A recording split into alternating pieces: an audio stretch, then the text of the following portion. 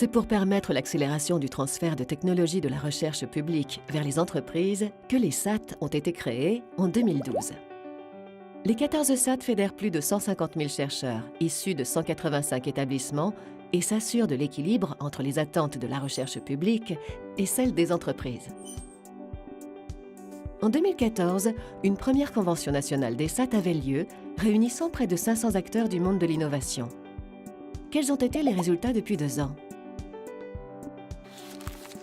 Sur l'ensemble des établissements, ce sont plus de 3 800 opportunités qui ont été détectées. Afin de qualifier avec finesse le potentiel de valorisation de chaque invention, une étude approfondie est alors réalisée, prenant en compte à la fois le besoin marché et les caractéristiques propres à l'invention. À l'issue de ce processus, les inventions les plus prometteuses ont permis un accroissement de 2215 titres actifs de propriété intellectuelle, dont près de 900 brevets. Une fois la propriété intellectuelle sécurisée, les SAT ont investi dans plus de 541 projets à fort potentiel, puis les ont accompagnés dans leur développement grâce à l'embauche de plus de 300 docteurs et ingénieurs chaque année pour réaliser les travaux techniques sur ces projets. Nombre de projets accompagnés sont aujourd'hui arrivés à maturité.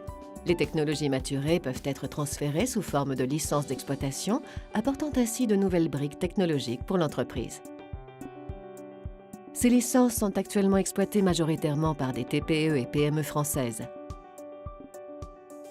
Elles ont pour secteur d'application privilégié les sciences pour l'ingénieur, la chimie et les matériaux, l'énergie et l'environnement, les technologies de l'information et de la communication, la santé et les sciences humaines.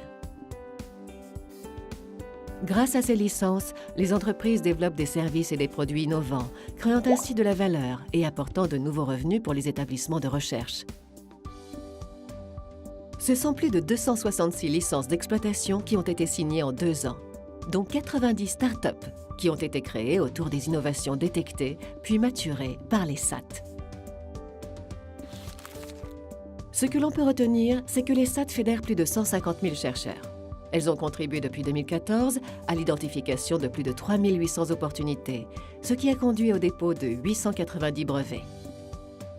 541 projets ont fait l'objet d'un financement et parmi ces technologies maturées, 266 sont utilisées dans les entreprises sous forme de licences, les autres ayant fait l'objet de création de start-up. Ces chiffres viennent s'ajouter aux résultats déjà obtenus par les SAT avant la première convention, apportant une vision globale de leur impact socio-économique depuis leur création. Enfin, l'ambition des SAT est de transférer avec succès 3000 innovations issues de la recherche publique à des sociétés et de permettre la création de 500 entreprises à 10 ans.